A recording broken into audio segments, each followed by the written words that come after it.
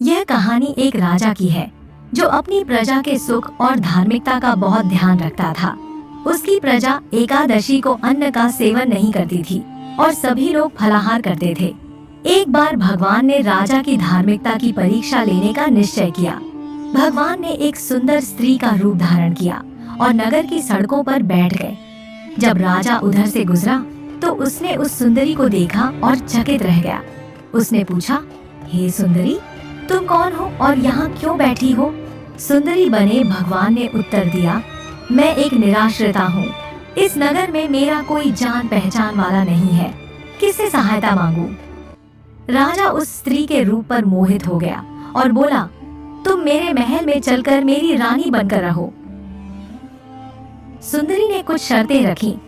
मैं तुम्हारे साथ महल में चलने के लिए तैयार हूँ, पर तुम्हें राज्य का पूरा अधिकार मुझे सौंपना होगा। राज्य पर मेरा पूर्ण अधिकार होगा और मैं जो भी भोजन बनवाऊंगी तुम्हें उसे खाना होगा। राजा उसकी सुंदरता में मोहित होकर ये सभी शर्तें मान गया। अगले दिन एकादशी थी।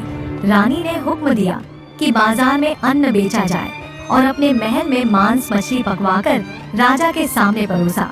राजा को यह देखकर आश्चर्य हुआ और उसने कहा, रानी, आज एकादशी है, मैं तो केवल फलाहार ही करूंगा। तब रानी ने शर्त की याद दिलाते हुए कहा, या तो इसे खाओ, नहीं तो मैं बड़े राजकुमार का सिर काट दूंगी। राजा ने यह बात अपनी बड़ी रानी को बताई। बड़ी रानी ने धर्म का पालन करने की सलाह दी और कहा, महाराज, धर्म का पालन करें, बड़े राजकुमार का सिर दे दें, क्योंकि पुत्र तो फिर मिल सकता है, लेकिन धर्म एक बार गया तो वापस नहीं आएगा। उसी समय बड़ा राजकुमार खेलकर महल में आया और अपनी माँ की आंखों में आंसू देखकर पूछने लगा कि क्या हुआ। माँ ने उसे पूरी स्थिति बताई। राजकुमार ने तुरंत कहा, मैं अपने सिर का त्याग करने के लिए तैयार हूँ।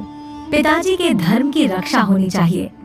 राजा राजकुमार का सिर देने को तैयार हुआ तो उसी क्षण भगवान विष्णु ने सुंदरी के रूप को त्याग कर अपने वास्तविक रूप में प्रकट हुए और बोले, राजन, यह केवल तुम्हारी परीक्षा थी और तुमने इसे पार कर लिया। भगवान ने प्रसन्न होकर राजा से वर मांगने को कहा। राजा ने कहा, भगवान, हमें कुछ नहीं चाहिए, बस हमारा उद्धार करें। भगवान के आदेश से वहां एक दिव्य विमान उतरा। राजा ने अपना राज्य अपने पुत्र को सौंप दिया और विमान में बैठकर परम धाम को चले गए।